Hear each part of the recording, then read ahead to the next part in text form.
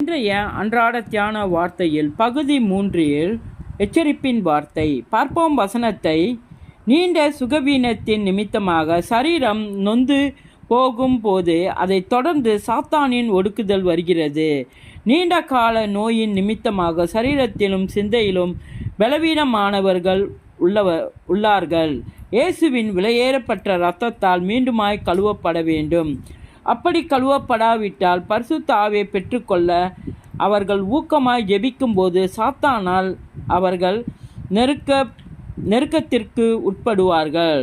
இயேசு அவருடைய ஊழியத்தின் போது சாத்தானின் ஒடுக்குதலின் காரணமாக உண்டான எல்லா வியாதிஸ்தர்களையும் நோயுள்ளவர்களையும் குணமாக்கினார் என அப்போஸ்தலர் 10வது அதிகாரம் 38வது வசனத்தில் நாம் பார்க்கிறோம்.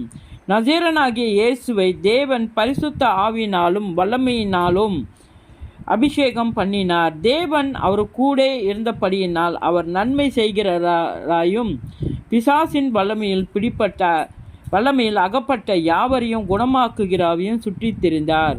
சரீரத்திலும் சிந்தையிலும் பலவீனம் உள்ளவர்கள் பரிசுத்த ஆவியை பெற்றுக்கொள்ளும் பொருட்டு நாம் ஜெபிக்கும்போது பிசாசினால் நாம் அநேக முறை தடைகளை உணர்ந்திருக்கிறோம். இதை அறிந்து கொண்டு சாத்தானின் வல்லமையினால் பீடிக்கப்பட்டவர்கள் பரிசுத்த ஆவியை பெற்றுக்கொள்ள ஜெபிக்கும்போது முதலில் இயேசுவின் விலையேற பெற்ற இரத்தத்தால் கழுவப்பட ஜெபிக்க வேண்டும்.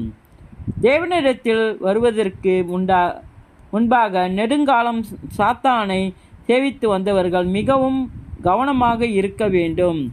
இப்படிப்பட்டவர்கள் பரிசுத்த ஆவியை பெற்றுக்கொள்வதற்கு முன்பாக சாத்தானோடு அவர்களுள்ள பழைய உறவுகள் யாவையும் ஆழ புதைக்க வேண்டும். இயேசுவின் நாமத்தில்.